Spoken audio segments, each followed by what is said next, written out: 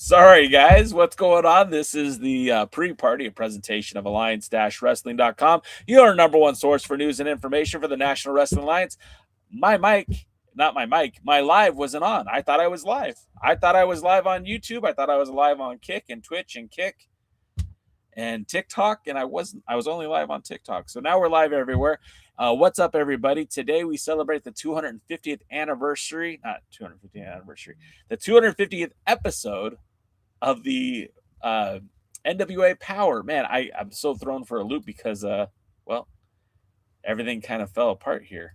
I hope everyone's having a good Tuesday. Your boy Jay has been. Started off the day strong, going to the gym, throwing up some weight. It's been a lot of fun. But yeah, man, we're excited to be here. Excited to have you guys here. Thanks for tuning in. Thanks for watching. Sean, happy St. Patrick's Day. I'm wearing the 4-leaf clover just for you guys. Well, for myself too. Who's your favorite Irish wrestler? Sound off in the chat. Mine's favorite Irish wrestler would probably have to be Finn Balor, a.k.a. Fergal Devitt, former NWA British Commonwealth champion. What's up, SX311? How are you doing? Thanks for joining us in the chat. Tap the canvas. Thanks for the heart me. Appreciate you. Hope everyone's having a good Tuesday. It's your boy Jay. We're talking NWA. Glad to have you here. Hey, Ashley, how are you? Hope everyone's doing good this Tuesday. The St. Patrick's Day, right? Brighton Bigora. Top of the morning to you. Although it's not morning, I guess. What's up, everybody? Sheamus. Sheamus is Sean Guerrero's favorite Irish wrestler. I'm trying to think who else. Like, Becky Lynch. She is an Irish wrestler. Becky, Sheamus, and Finn Balor. Oh, Dave Finlay. Fit Finlay. I think Fit Finlay is Northern Ireland, though, but still, that works. We'll take that. Maybe if I spelled his name right, Fit.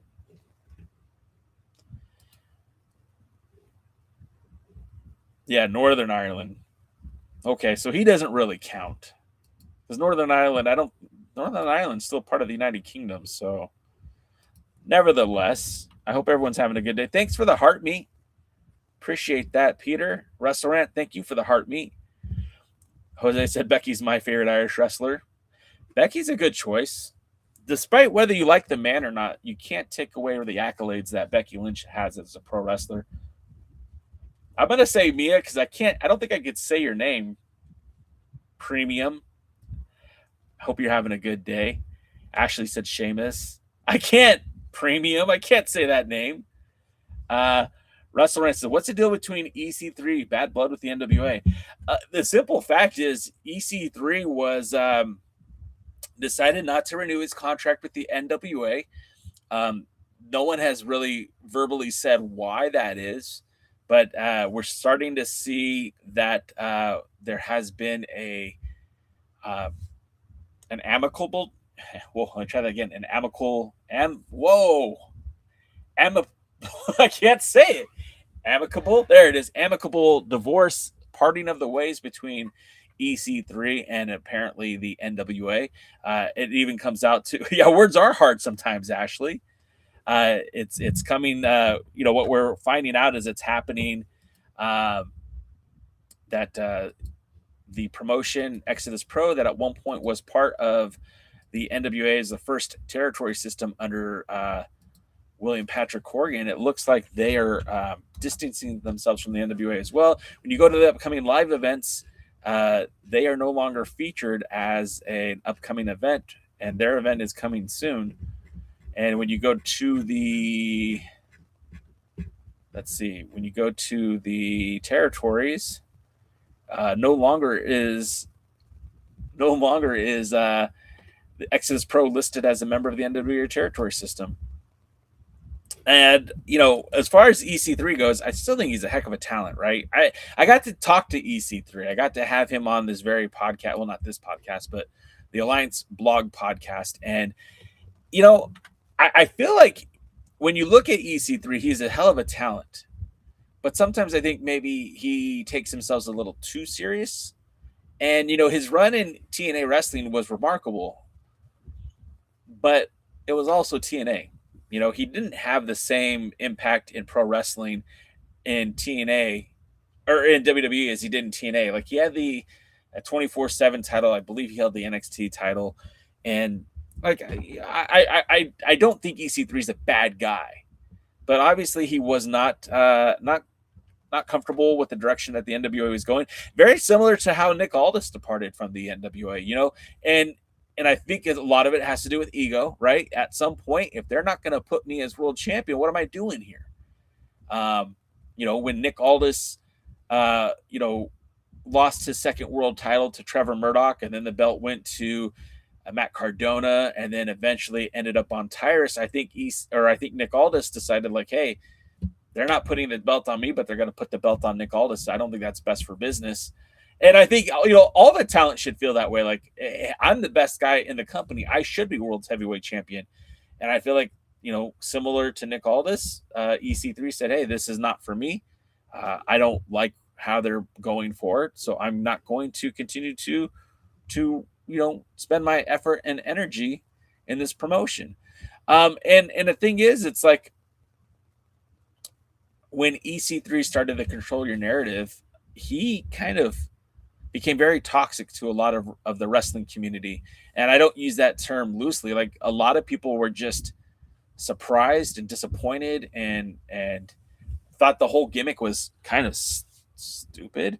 Like, they said things like, oh, we're not going to be able, you can't do dives. Like, you could do a dive on the outside of the ring, the control your narrative thing. And it just didn't get over with the fan base. Now, some people liked it. Some people cared. But it just didn't work out, and that's okay. But, I feel like EC3 kind of painted himself into a corner because the WWE doesn't have interest in him.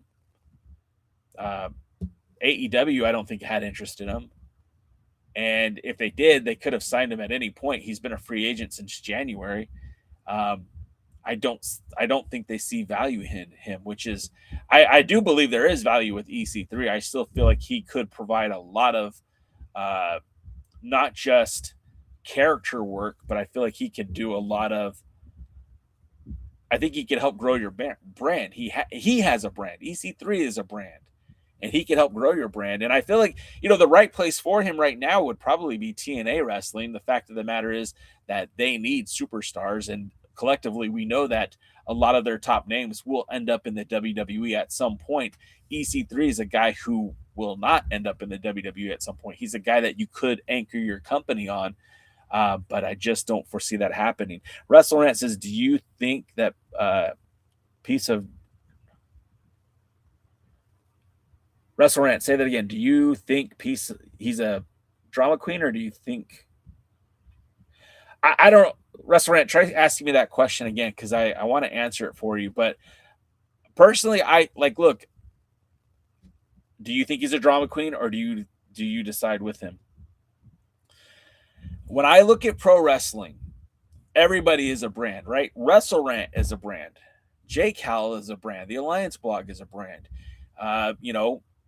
EC3 is a brand. Cody Rhodes is a brand. We are all in this area as a brand. We represent our best interests.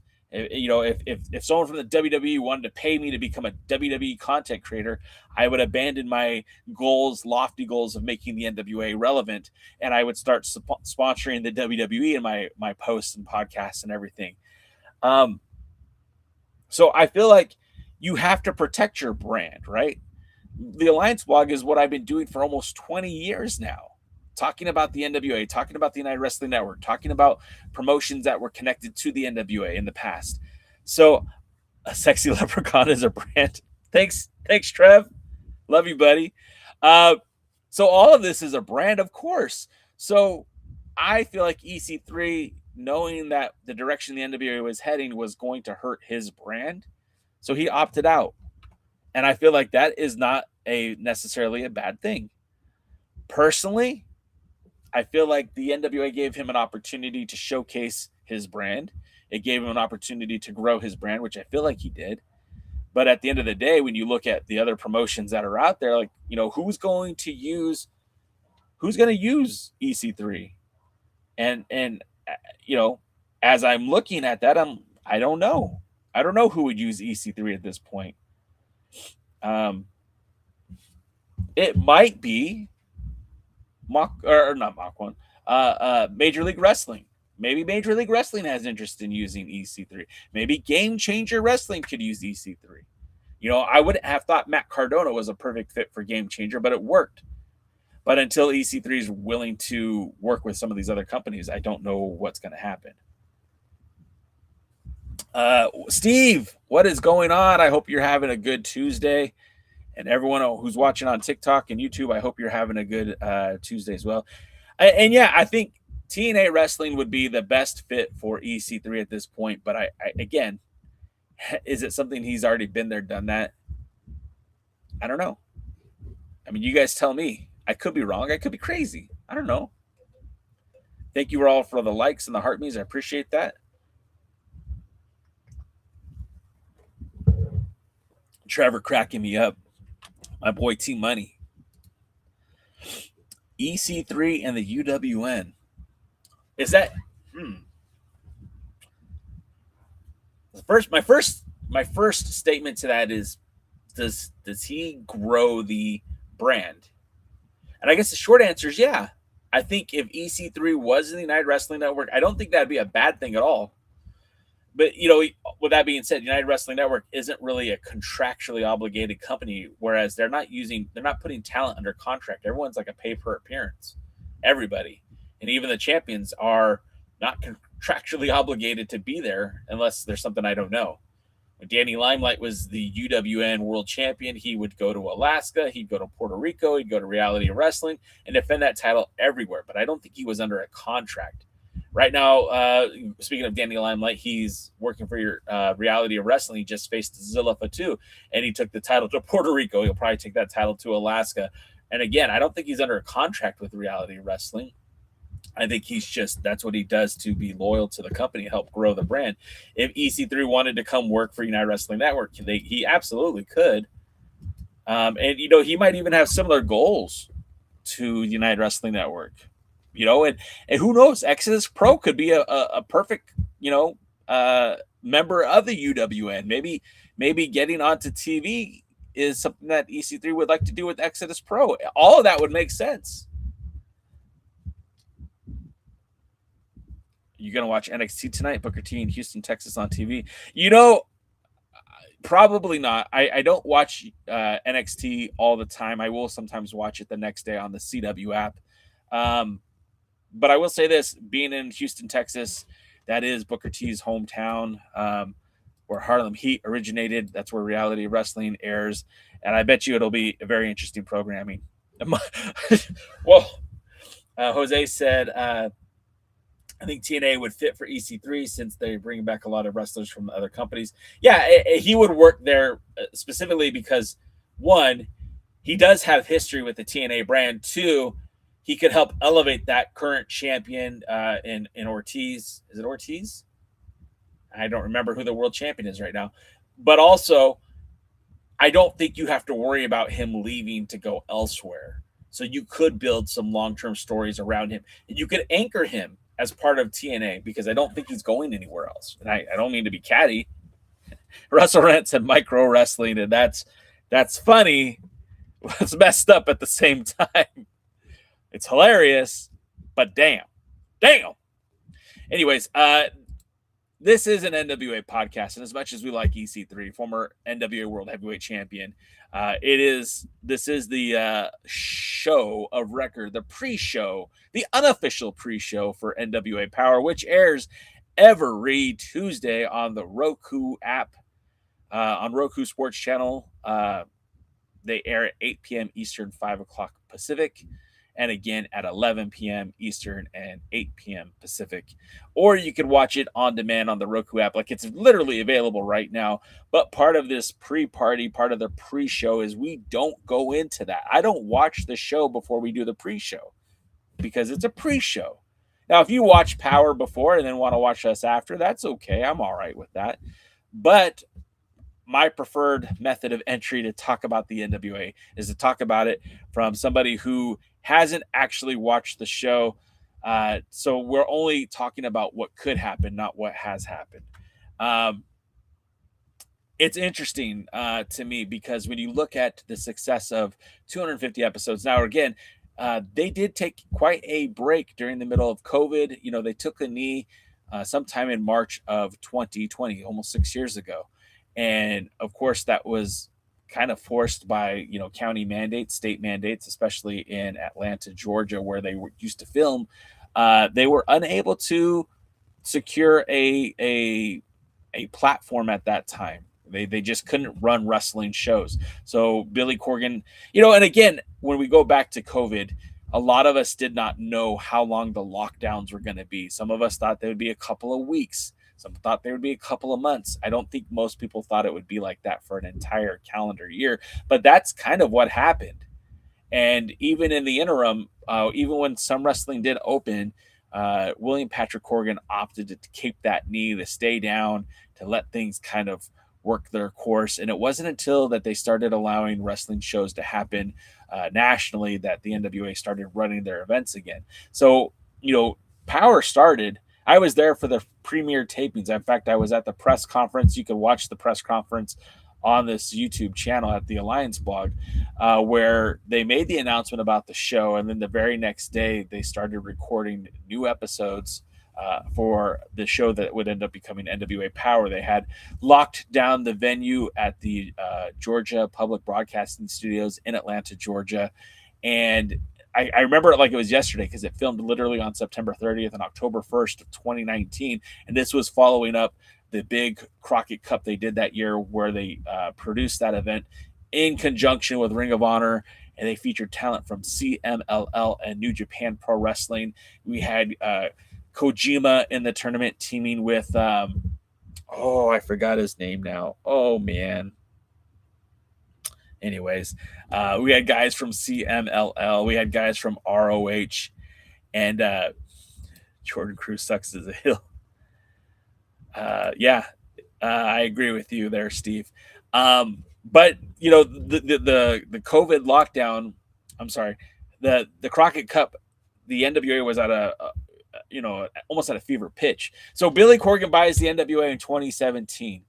By the end of 2017, you have a new world champion in Nick Aldis. Nick Aldis takes the title to the United Kingdom. He takes the title all over the world. They start airing the 10 Pounds of Gold series that was on YouTube, and people were getting excited about the NWA, moving a lot of positive in a positive direction. Then the NWA, in conjunction with the United Wrestling Network, does a big television event in China. The very first time that the NWA World's Heavyweight Championship is defended in China. That was like April of 2018. During that time, there was a lot of scuttlebutt about this one-off indie show that was going to feature stars from Ring of Honor, stars from New Japan, stars from Mexico, stars from all over the world. It was basically the biggest independent pro wrestling event in the world, called All In. Of course, that ended up being financed by Tony Khan and AEW. That would eventually lead to All Elite Wrestling. But before that happened, you had a match that was advertised, Cody versus Nick Aldis, for the 10 Pounds of Gold. And it was a very big moment in pro wrestling history. It was not the main event of All In, but it drove a new audience to the NWA. People came in droves to see Cody Rhodes and Nick Aldis. And it literally pushed the NWA forward probably 5 or 10 years in terms of where it was at and where it was going. Before that, before All In, the biggest event on the card for the NWA in 2018 was probably that title defense in Japan, which was Colt Boom Boom Cabana challenging Nick Aldis for the 10 Pounds of Gold. Then just a few months later, I think it was I forgot the date of All In, but it was just a few months after the Chinese event that All In took place, and Cody Rhodes would become NWA World's Heavyweight Champion. And that really propelled the NWA, both in terms of popularity and in terms of reach. People started to care about the NWA. And then we had the NWA 70th anniversary show. Again, this was in 2018. And they had that big 2 out of 3 falls with Nick Aldis and Cody Rhodes, where Aldis would regain the title.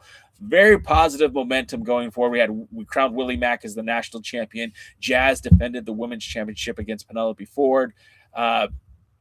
We saw stars like Scorpio Sky, Ricky Starks, so many talented individuals who would end up working in AEW. Matt Underwood says it was the defining match of All In, 100%.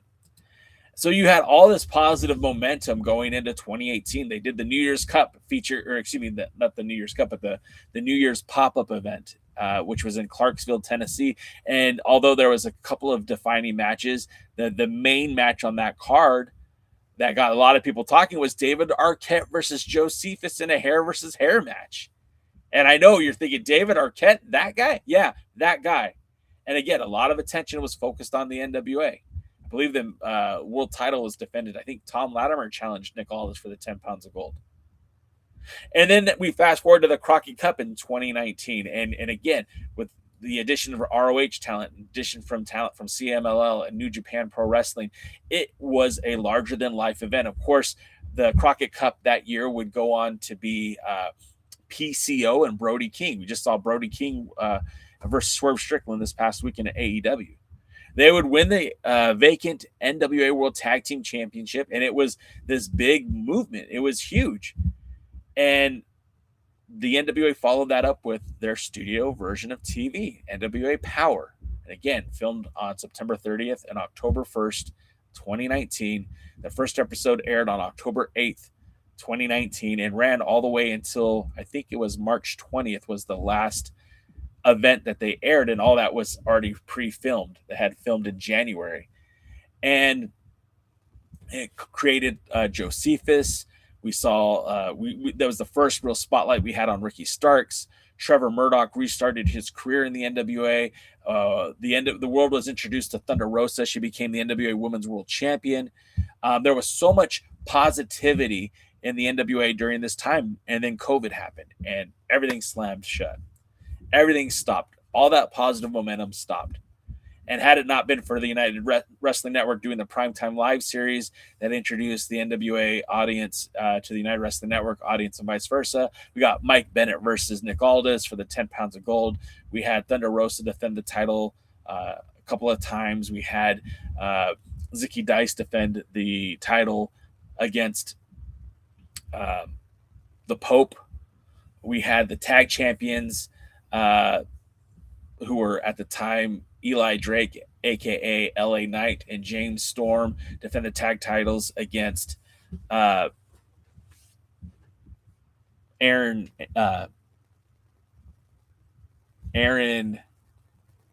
Why all of a sudden I drew a blank on his name? Aaron Stevens and JR Kratos. Kratos came to the NWA during that time. They won the tag team titles, and had that production not happened, we wouldn't have had any NWA content in 2020. The NWA started off again in 2021 with a tribute to Josephus, who had passed away, not from COVID, but during COVID. And the NWA kind of started not all over, but started over. And at this point, Serena Deeb was your NWA Women's champion. Your NWA Television champion was Zicky Dice. No, excuse me, the Pope. Apologies. Aaron Stevens and Kratos were your tag team champions. The national champion was Trevor Murdoch, and it reignited the NWA almost a year after they had taken a knee. So for them to finally hit 250 episodes, I mean, it's so cool that they did it, and it's a huge accomplishment. And during that time, they went from being on they were originally on YouTube, and then moved to Fight TV under the subscription deal, and then they were on which Fight TV became Triller, and then from Triller they went back to YouTube for a while. Then they ended up on the CW app, which was probably a lot of the biggest step forward that they took at the time. And then from the CW app, after NXT deal was announced for the CW app, they moved to X. And that was probably not the best place for a wrestling content to take place on X, which is a platform known for, short form blogging. Then they ended up on the Roku app, which is where they are at right now. And again, they can be seen every Tuesday at 8 p.m. Eastern, 5 o'clock Pacific on Roku. And, it's a celebration of not just the NWA, but all the parts involved that have helped create it, including not just the wrestlers in the ring, but the people behind the scenes, Pat Kenny, um, Kyle Davis, Joe Galley, Danny Deals, not just the announcers, but what they do behind the scenes as well, the producers, the agents, and of course, William Patrick Corgan. This doesn't exist without Billy.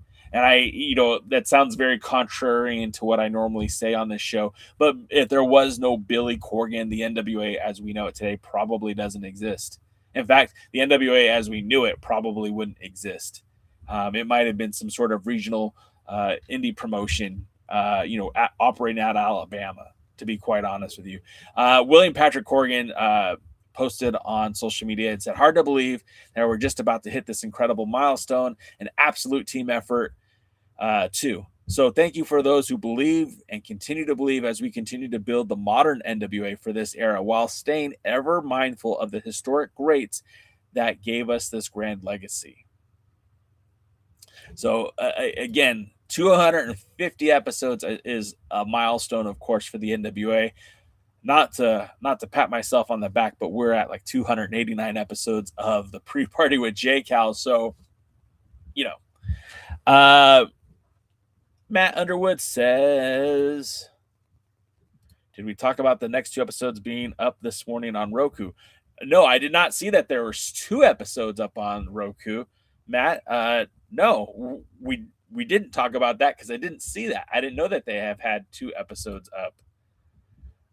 And happy birthday to Alexander Miserable. He is the all-watching eye of the lost. He's also the resident bully here on the Alliance Guys podcast and the Pre-Party.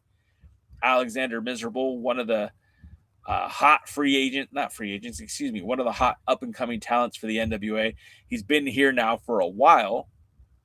But what I like about Alex Misery is he's finally starting to get some of that spotlight on him. The Miserably Faithful was interesting, but the Lost has really spotlighted what Alex Misery is all about. And I can't wait to see what's next for him as he has kind of taken Lev and Gags under his own guidance. And who knows what we'll see next from the Lost. But my hopes are now that we have Brian Idol, who is cashing in his Lucky 7 series to challenge for the World's Heavyweight Championship. Maybe we see Alex Misery make his intentions known that he wants to be the next TV champion. I hope, man. That's my hope.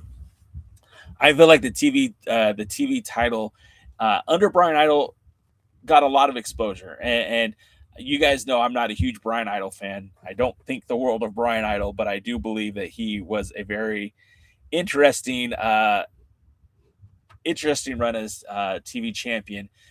Now that he's put in his time, he won the Lucky 7. Let's hope that he gets that shot at Silas Mason for the 10 pounds of gold, and then kindly steps to the back of the line. Matthew Underwood says, well, where's Crazy Steve? He's asking you, Alex, and I don't know if you are able to speak on that, but Crazy Steve is a mercenary, man. He's an agent of misfortune, man. He's a soldier of fortune, and I feel like he goes to the highest bidder. And without that Colombian marching powder, I don't know that we're gonna see Crazy Steve for a while.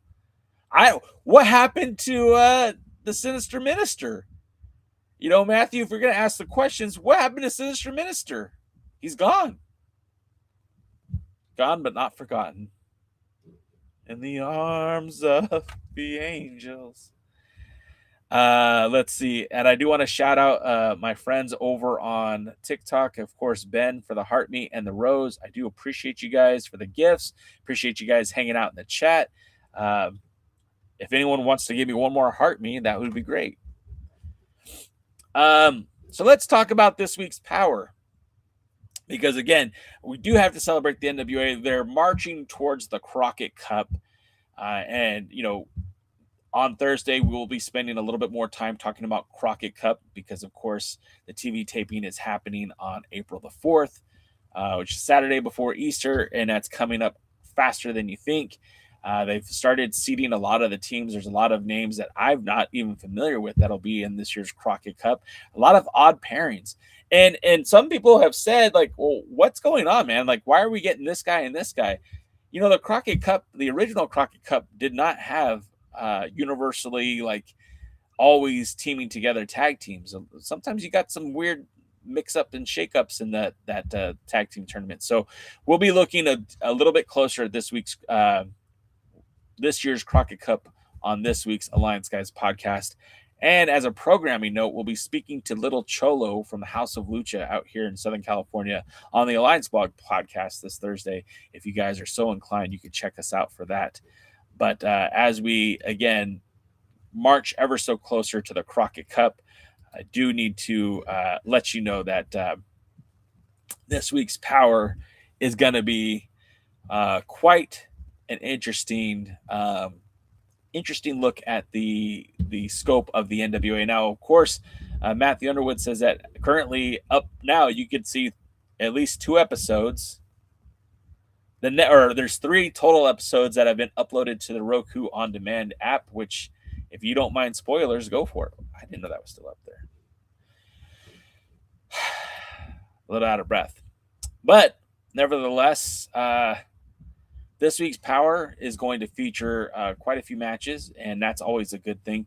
NWA Chicago's Jack and Eddie return to Power this week. They're taking on the Immortalz. Now, this is a non-title match, which I'm so glad it is non-title, because it was not too long ago we saw the Country Gentlemen face off against I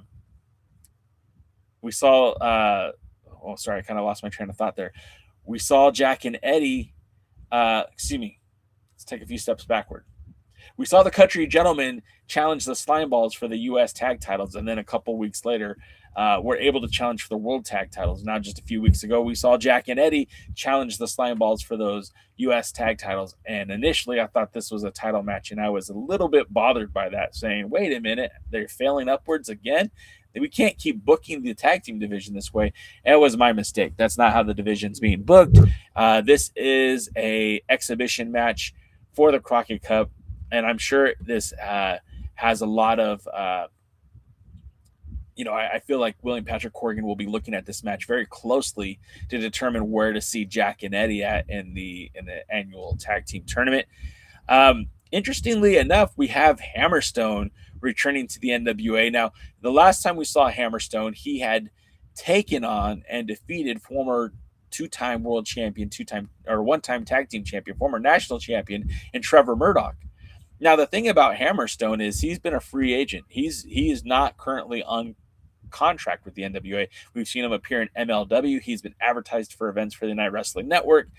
And this matchup against Carnage, I don't even know what to think about this. Hammerstone having 2 really big victories, one against Kerry Morton a couple weeks ago, actually a couple months ago now that we think about it, and his victory over Trevor Murdoch a couple weeks ago.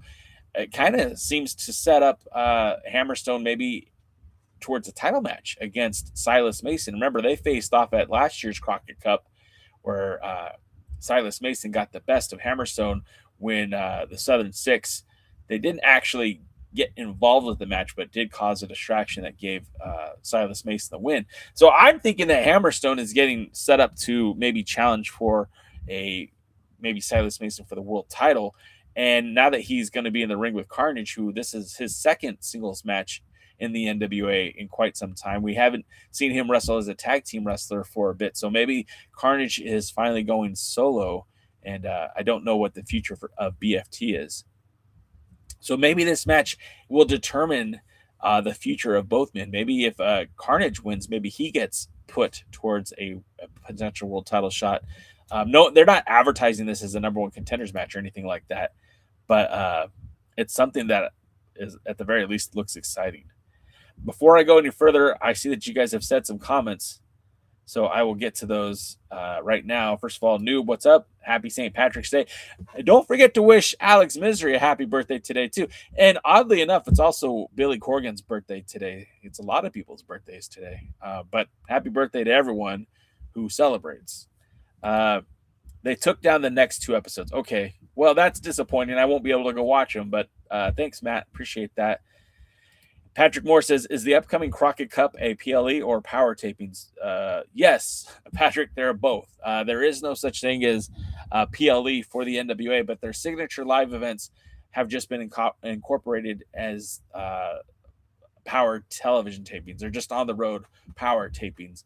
I guess it's a little confusing, and who knows if maybe the signature live events will return as a separate entity, but as they are now, it's just a part of the TV tapings.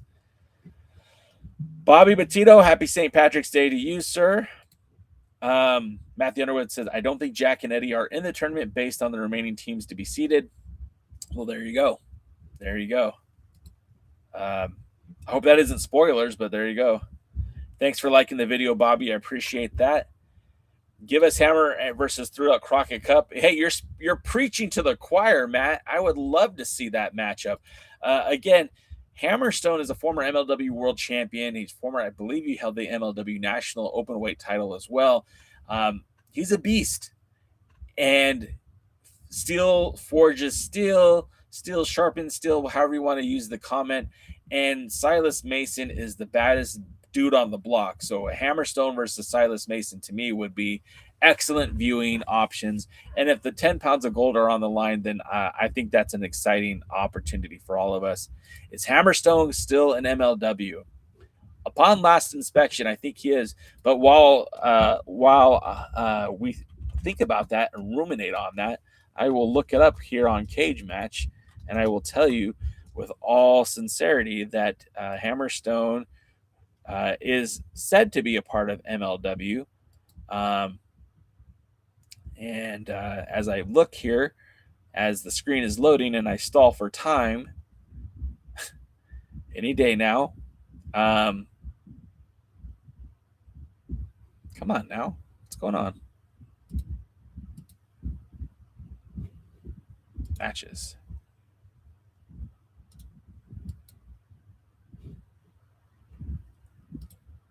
This is weird. If you look at the MLW roster, Killer Cross is the world champion. Nakajima is the featherweight champion. Blue Panther is the openweight champion. Kushida is the middleweight champion. Bishop Dyer and Donovan Dijak are your tag team champions. I didn't know Austin Aries was a part of it. They say Mystico's on the roster. And yep, there's Hammerstone. They show him as part of the roster.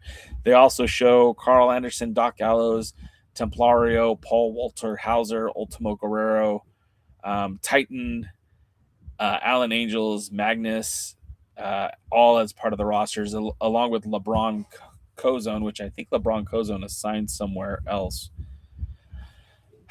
So all that being said, I don't know. I think he is.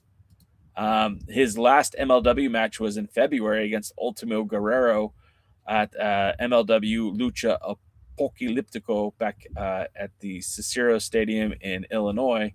So, yeah, I would say he's still a part of MLW. Hammerstone is consistently ranked in the top 5 NWA contenders per PWI. Well, that seems legitimate because he's faced Thrillbilly Silas Mason, he's faced Kerry Morton, and he's faced Trevor Murdoch, and that's like the last 3 events that they've held. He's been a part of the tapings. So again, if he's wrestling tonight against Carnage, it only makes sense that he would be ranked. Cool Moon Dog says Hammerstone is also now injured. People with MLW accept him to be out for a while. Oh, I didn't know that. I didn't know, Cool Man. That sucks. Let's see. Bobby says, will we ever see Heather Monroe go after Big Mama's belt in UWN? As far as I know, Bobby, and I'm not speaking for Heather Monroe. I haven't spoken to Heather Monroe since I was on an airplane going to China with her. I think she got married, and I think they have a kid. I think. I don't know. I think. So I don't know if she's even actively wrestling anymore. And again, because your boy Jay likes to look things up during the middle of podcasts and live streams. But we also know Cage Match has been kind of down today. Let's see. What does it say? Heather Monroe's last match, if it ever loads. Well, I'll get back to you in just a minute on that. Jay, YouTube's not giving me any video notifications anymore, and it's pissing me off. Completely forgot it was Tuesday pre-party without the notification, apparently. Double D, enough said. I'm going to start texting you on Tuesdays to let you know to join us, if you wills. Cool Moon Dog said, guess he got injured on the MLW Saturday show.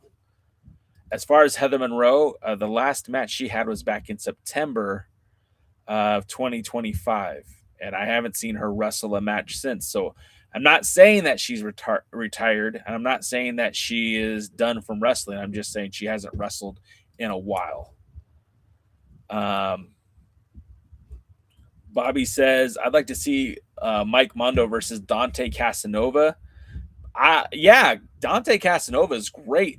I don't know how much more we're going to see of talent from Exodus Pro, as I just learned earlier today that they are no longer listed as a territory on the NWA website, as well as the tickets for the next Exodus Pro show have been removed for the NWA website. Now, we kind of speculated that this was the case when EC3 left the NWA. They did their last show, I think that was in January, where they still referenced the promotion as NWA, but since then, all of their online social media and advertising for the event have only indicated that it was XO Pro, Exodus Pro, not NWA Exodus. So I don't know if we'll see Dante Casanova again. He is not signed to the NWA. Pretty Boy Smooth is, but not Dante Casanova. Of course, that could change for the national title. Yeah, absolutely. Big Paul Walter Hauser fan here. Look, I celebrate anyone who loves wrestling and trains to be a part of it, as Paul Walter has. We did see over the weekend, I was at AEW and I saw Wayne Brady literally slap a person and get involved in wrestling. I don't know if that's going to lead to a match. I kind of hope it doesn't. But that we've always had a celebrity influence in pro wrestling. You know, the WWE currently using Logan Paul, Bad Bunny in the past, Snoop Dogg have all had matches within the WWE. AEW has used celebrities in the past to be involved with wrestling. Shaquille O'Neal and the Arrow, whose name I forgot right now. It wouldn't shock me. Again, we mentioned David Arquette had wrestled for the NWA prior to the Power tapings. I wouldn't be surprised. Oh, sorry. My desk shifted a little bit. That wasn't an earthquake. That was just I'm going to spend a lot of time fixing that. Cool. That was weird. Gonna have to fix that soon. But yeah, I don't have a problem with Paul Walter Hauser. I think it's cool. I think it's cool that he loves wrestling so much that he wants to be involved. That's great, man. People who are passionate about pro wrestling, I think is cool. People who just show up and want to be a part without actually wrestling or training or anything like that. I don't have time for that. Let's see. Bobby says, who goes up against Natalia Markova at Crockett Cup? It's a great question, man. You know, if it's not Tiffany Nieves, I don't know who. And as far as we can tell, nothing's been built up for her. You know, at least not on the episodes of Power that we've seen. Now, of course, I don't know if we're still seeing the tapings from back in October, or if we're watching stuff that was filmed in December, or if this is the stuff that was filmed in February. That's what I meant. December and February. I don't know if this is December or if this is February's content. If it was filmed in February, then that means they should be building up to the Crockett Cup, but your guess is as good as mine. And Matthew Underwood said he's out with a knee injury. Oh, real quick, I missed some stuff over on TikTok, so let me run over to that real quick too. So I watched WoW out of Las Vegas on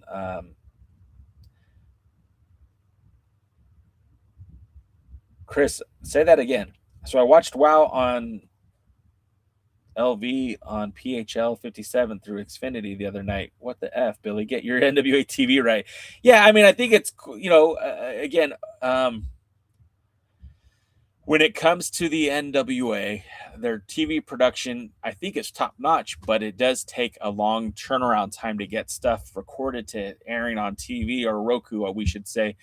And I feel like, look, there is speculation that there's a deal that could be coming from Sinclair Broadcasting, which would be an absolute game changer for the NWA. I'm not going to hold my breath, though, but if the NWA were to secure a distribution on Sinclair Broadcasting, that would change everything. Sinclair is seen on many markets all across the country. Some 40% of homes in the United States have access to stations that Sinclair Broadcasting owns. And if Sinclair Broadcasting were to make the NWA a regional powerhouse by putting them on some of those television stations, I'm not saying that's what's going to happen, but if it did, that would be huge. By the way, Santana Garrett was on that show. Almost forgot about her. Santana Garrett, former NWA Women's World Champion, and challenged Sienna, a.k.a. Allison Kay, for the women's title at the Crockett Cup in 2018. Candice Michelle signed with AEW for what purpose? What is she going to be doing? Nick, I don't know, man. I can't speak to that. I don't really know. Double D, your baby boy turns 1 on Saturday. Congratulations. That's so cool, man. That's awesome. Kids are great. I have 3 of them. And what's wild is I remember my child falling asleep in my arms, and now my oldest one's 21 and my youngest one's is 11, and it goes by fast. So enjoy it while you can, because at some point there won't be babies anymore. They're always going to be your baby, but they won't be a baby anymore. Your son. Jamming Music Man, what's up, Jamming Music Man? Yeah, congrats on episode 250. I think it's really cool, man. Bobby, I appreciate you checking out the show. That means a lot to me. Yes, Stephen Amell. Stephen Amell was Arrow. I guess his next new project is like a Baywatch reboot, which, I mean, he's got the body for it, so go for it, man. I want to see him show up and help Cody, or have Stephen Amell show up on WrestleMania to turn on Cody. There it is. Everyone else does. Let's see. Jamming Music Man, wear your Alliance Blog shirt. He designed that logo. This logo right here, that's a Chance Prophet original.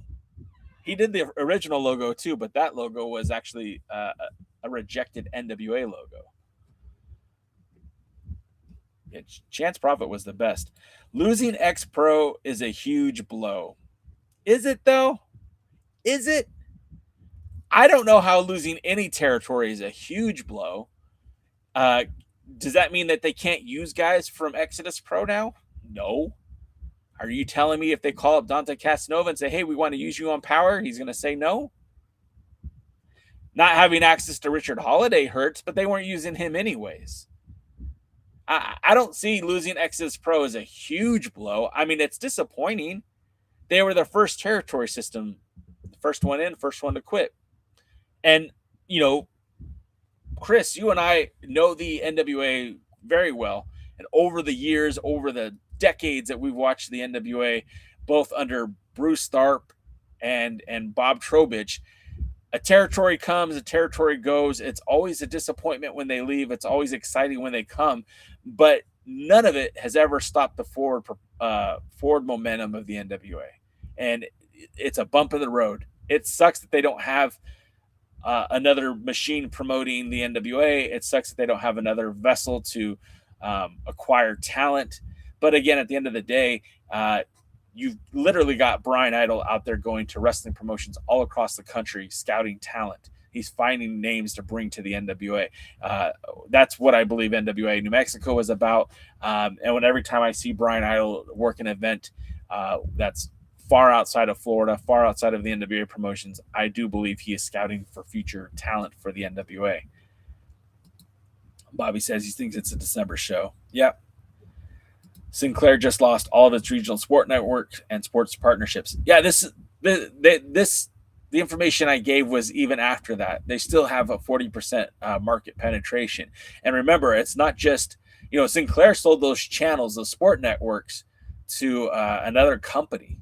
So them losing those channels 2 years ago, I'm talking about currently in 2025, the 2026, the market analysis shows that they still own over 130 channels and have like 40% market penetration across the U.S.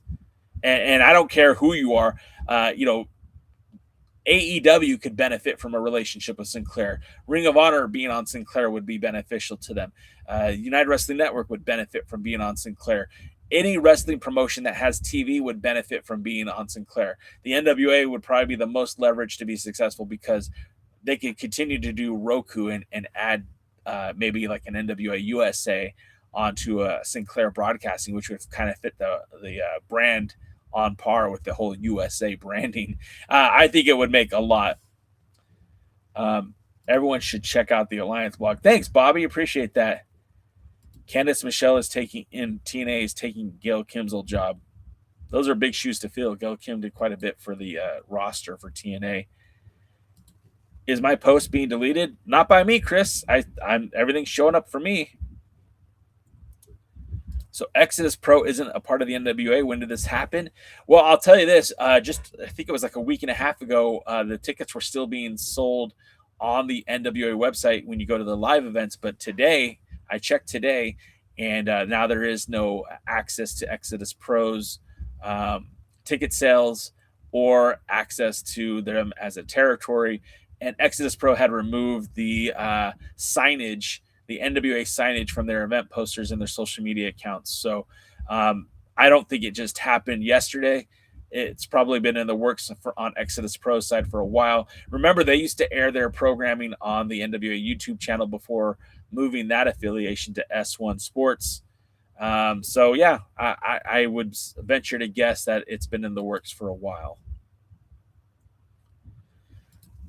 Noob says, like I said last week, Idol is over in Florida, New York, and Alabama, whereas Natalia Markova, she's over throughout the world, and she was over in that MAW live event over the weekend. Yeah, Noob, I don't think anyone's arguing with you on that. I will say this: what Brian Idol does very well is marketing himself, and he does a good job of getting the NWA in a lot of different areas. Again, I don't believe Dothan was anybody but Brian Idol. I believe Brian Idol, FTW is based in Florida. I think it's St. Petersburg, if I'm not mistaken, but Tampa is not far from that. I wouldn't be surprised if Brian Idol made that happen. Now, I could be giving him credit where he didn't deserve it, but that's my understanding. Congratulations. After 1 year, the poop starts to really stink. What does that mean, Shoemaker? What are you talking about, Chris? Ben, what TV shows are you watching currently? I'll be honest, I don't watch a lot of TV. I do everything streaming. So like for your pal Jay, I'm trying to watch Fallout, but I have young kids, so they don't like it when I watch Fallout. I watch reruns of The Office a lot. I'm right here. Why did this pop up now? What is going on?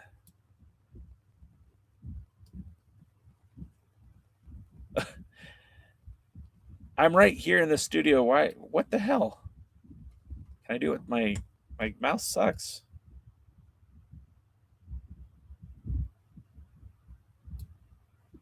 There we go.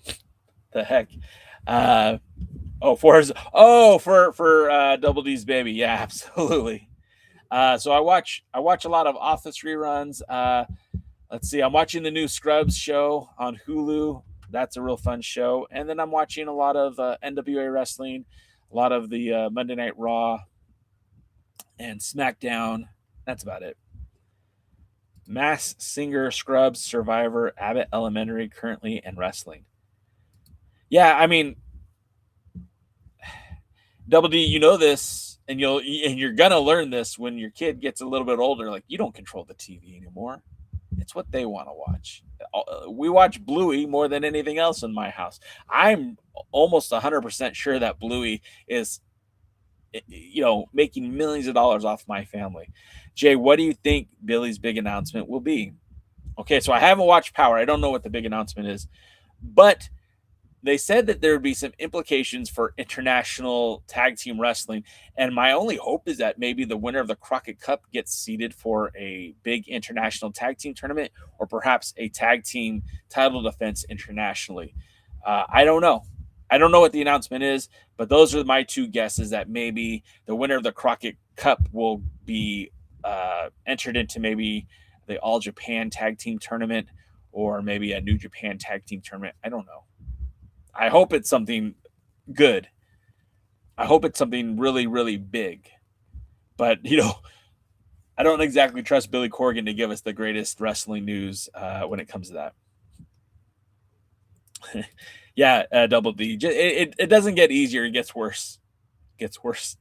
All right. I need to finish up my power preview, so let me keep going. We've got Tiffany Nieves. She'll be defending her Women's Television Championship against newcomer Liviyah Vale. Now, Vale is a 19-year-old wrestling protege, if you will. She's a student of Matt Taven. She lives in Providence, Rhode Island, mostly an East Coaster. You might have seen her in Beyond Wrestling, and she holds 2 regional championships in that area. But this will be her first foray into the National Wrestling Alliance. And honestly, it's her first match outside of the Northeast. So although she has a very interesting look, I don't know what to expect out of Liviyah Vale. And I've heard good things about her. Casey Kazana will be taking on Jake Cross. Jake Cross is a student out of FTW. He's a former shoot fighter and a former MMA grappler. He's currently the FTW No Limits champion. So he holds regional gold for the NWA. I mean, it's funny because they say that the FTW isn't a territory of the NWA, and it's not listed as the territories, right? You got Joe Kazana Promotions, Crossfire, Chicago, World League Wrestling, Texas, and New Mexico. But I do remember them having advertisements for FTW tickets on the NWA website. So who really knows? Dodie says the announcement is, did you get the memo? We're here to stay. That's right, Dodie. Dodie knows. I would love to see NWA versus All Japan action. There's a lot of guys in the NWA who I think would fit right in with All Japan Pro Wrestling. No one knows this more than Dodie, but like Jammin' Music Man says, Jack Tallis is doing well in All Japan. That could be it. I mean, it could be. I don't know that it is, but I hope it is. Ben's watching Dexter, and Chris Shoemaker saying Primal on HBO Max. It's awesome. I've also heard a lot of good things about White Lotus. I did see the first season, and I thought it was great, but I haven't watched more than that.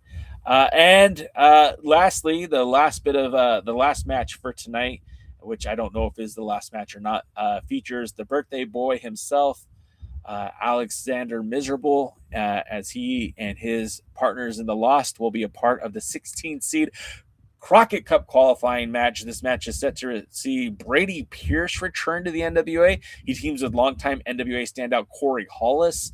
Hollis used to compete for NWA Anarchy, which is based in Georgia, NWA Main Event, which is based in Tennessee, Ultimate NWA, which was based in Alabama, and NWA Charlotte, which was based in North Carolina. Also NWA Chattanooga, RSPW, PSW, and is a former NWA Tennessee Junior Heavyweight Champion. He also held multiple NWA Territory Tag Team titles. They will also face off against Sins and Grins and the Pretty City Express. Now, one half of Sins and Grins is the NWA Texas Champion Izzy James. Izzy James has made a few appearances for NWA Power, and most recently was part of Pro Wrestling Noah with he competed over in Pro Wrestling Noah with Soda Pop Hendricks. So again, maybe there is a connection here. We just saw the NWA Texas champion and Soda Pop Hendricks compete in Pro Wrestling Noah.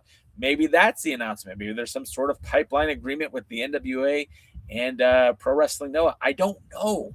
I know that a lot of AAA talent used to do both Pro Wrestling Noah and AAA.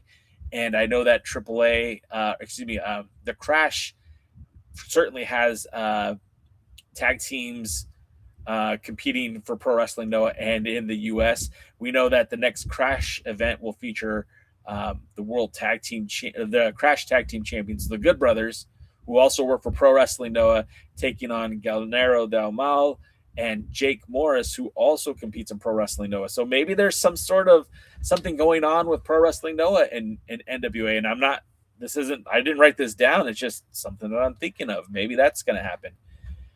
Doty also points out that All Japan Pro Wrestling's annual tag team tournament is usually held in November. So that's a long way, but who knows if Crockett Cup never aired until August or October. That's the thing too, Doty. If they film in if they film in April, there's a good chance we won't see it till July or August. So maybe that works. Anyways, guys, I do appreciate you hanging out with me on this Tuesday. NWA Power does air live on the Roku app at 8 p.m. Eastern, 5 o'clock Pacific, or on demand right now. You can literally watch it right now. So again, for everyone at the Alliance blog, thank you so much for watching. If you want to help support the channel, please like, comment, subscribe after this video is over. If you really want to help, you could join our members program, and you get exclusive access to clips and videos that I put up that not everyone gets to see.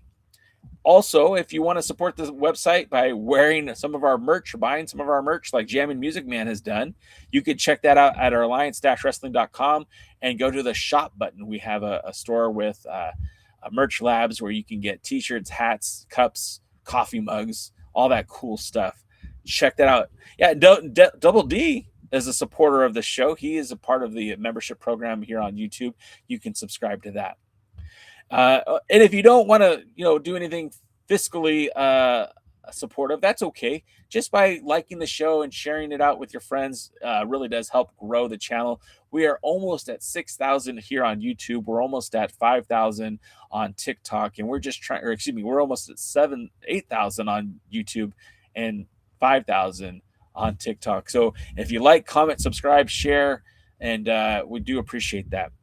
All right, I'm going to go now. Happy St. Patrick's Day. If you guys celebrate, please do so responsibly. And until next time, we'll see you at the matches. Thanks for joining the stream. This has been a presentation of Alliance-Wrestling.com. We genuinely appreciate your support. Would you consider subscribing so you'll never miss a future episode? I'd also like to remind you we do a live stream every Tuesday at 5 p.m. before NWA Power. You can find us on social media at The Alliance Blog. And until next time, we are The Alliance. Thanks, guys.